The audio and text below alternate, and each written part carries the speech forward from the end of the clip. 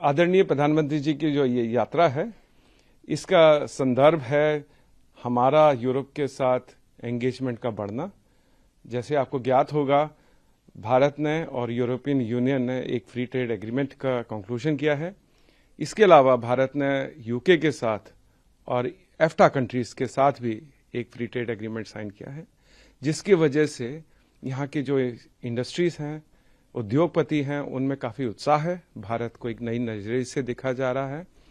सो मुझे आशा है कि प्रधानमंत्री की जो यात्रा होगी उसमें न केवल राजनीतिक विचार विमर्श भी होंगे, अपितु हमारे जो इकोनॉमिक इंटरेस्ट हैं, जैसे कि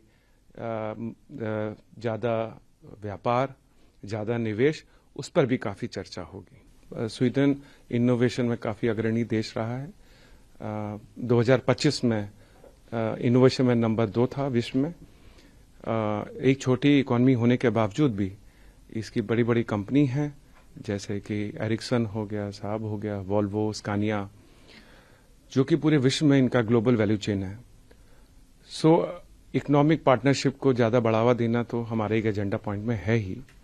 इसके अलावा हम लोग आशा करते हैं कि जो स्वीडिश इंडस्ट्री हैं वो इंडिया को न केवल प्रोडक्शन सेंटर देखेंगी फॉर इंडियन मार्केट, पर ये भी देखेंगे कि किस तरह से भारत में प्रोडक्शन सेंटर्स को ऐसा उपयोग किया जा सकता है ताकि उनकी ग्लोबल वैल्यू चेन्स का हम लोग पार्ट बन सकें। सो ये एक मकसद है। उसके अलावा और भी ऐसे विषय हैं जिन पर चर्चा होने की आशा है। भारत और स्वीडन के जो संबंध हैं वो आपसी साझा मूल्यों पर आधारित हैं। मूल्य जैसे कि डेमोक्रेसी है, ह्यूमन राइट्स है और इन्वायरमेंटल प्रोटेक्शन है, सस्टेनेबिलिटी है। किस तरह से पृथ्वी को, हमारे प्लेनेट को ज़्यादा सस्टेनेबल बनाना है, क्लीनर बनाना है, बेटर बनाना है, इसके जो सॉल्यूशंस हैं उसमें स्वीडन और भारत साथ काम करना चाहते हैं।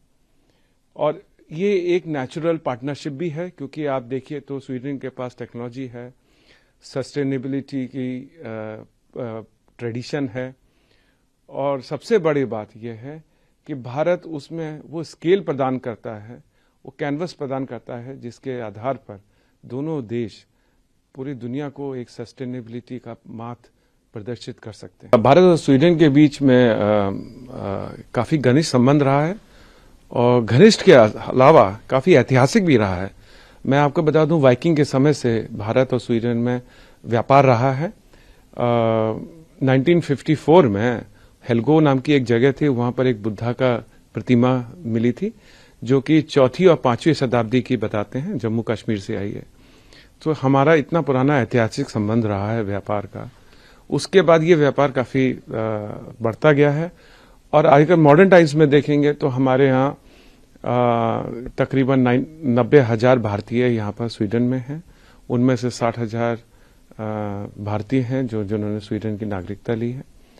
काफी सारे जो भारतीय हैं वो आईटी में काम करते हैं, टेक्नोलॉजी में, इंजीनियर्स हैं, डॉक्टर्स हैं, रिसर्चर्स हैं, कई लोग प्रोफेसर्स भी हैं।